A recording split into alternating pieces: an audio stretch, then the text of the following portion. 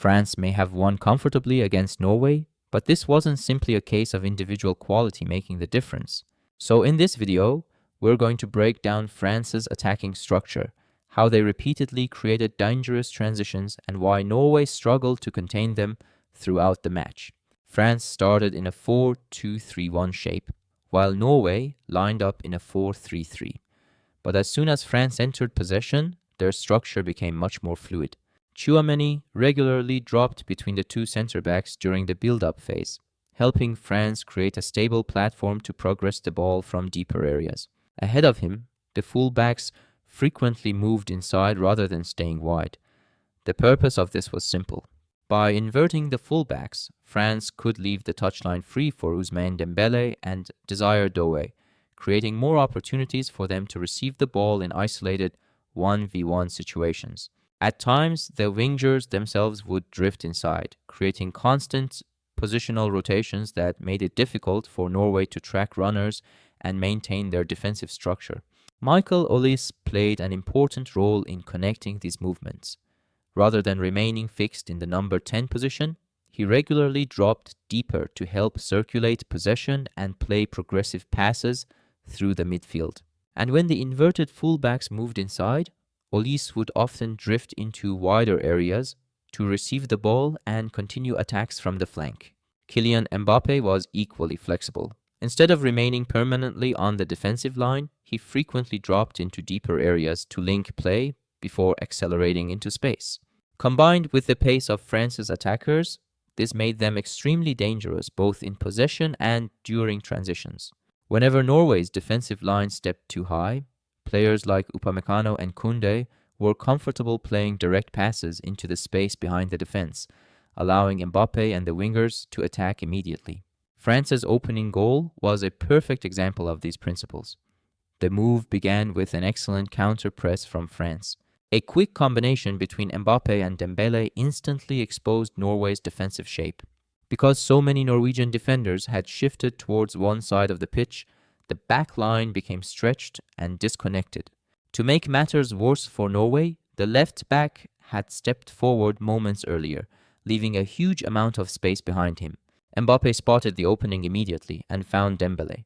Once Dembele received possession, he attacked the isolated defender, created space for himself, and finished brilliantly to give France the lead.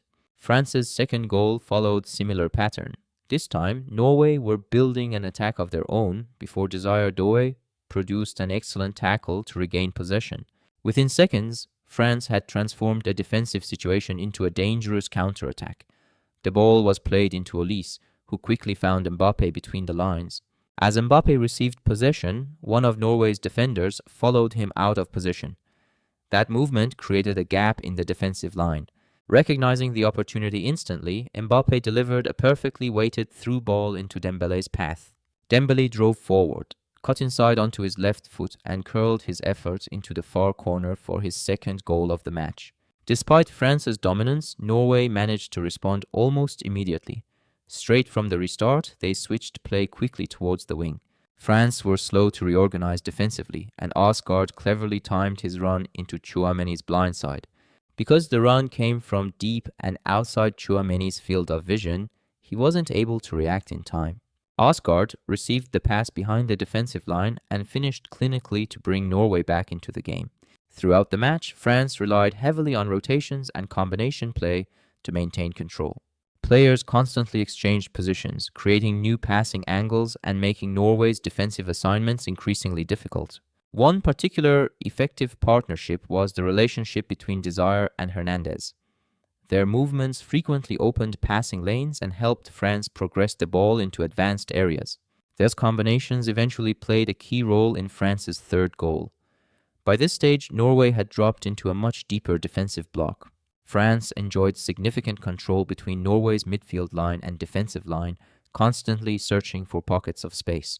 Tchouameni identified one of these openings and quickly found Dembele. With Koundé's inverted positioning helping create space around him, Dembele found himself isolated in another 1v1 situation. Dembele beat his defender, shifted the ball onto his left foot, and curled a superb finish into the corner to complete his hat-trick. The second half brought an important tactical adjustment from Norway. Out of possession, they switched into a 4-1-4-1 shape. The lone defensive midfielder became a crucial part of their structure. His role was to block passing lanes into Mbappe whenever possible and provide cover whenever one of Norway's defenders was dragged out of position. As a result, he constantly shifted towards the side of the ball, attempting to close central spaces and protect the defensive line. Norway's pressing also became more organized. Rather than pressing individually, they began working as a collective unit. This made it much more difficult for France to progress through midfield and forced several uncharacteristic passing mistakes. Even so, France continued to find moments of quality. Their fourth goal arrived late in the match. As Bradley Barcola received possession, there was already a visible gap between the defender and Desire. The defender failed to scan his surroundings and didn't recognize Desire's movement towards the box. As Barcola drove towards the byline, Desire did something very intelligent. Instead of attacking the space immediately, he delayed his run. That brief pause increased the distance between himself and his marker, creating the separation he needed. Barcola then delivered the cross, and Doue arrived at exactly the right moment to head home France's fourth goal. Out of possession, France were just as aggressive. Whenever Norway attempted to build from goal kicks, France frequently used a man-oriented press. The objective was clear: force Norway towards the flanks and then aggressively trap them near the touchline. Immediately after losing possession, France also looked to counter-press for several seconds in an attempt to win the ball back before Norway could launch a transition. And when Norway successfully progressed into France's half, France would retreat into a compact 4-4-2 defensive shape. Overall, France deserved the victory. Their positional rotations helped them control possession. Their counter-pressing repeatedly created dangerous transitions,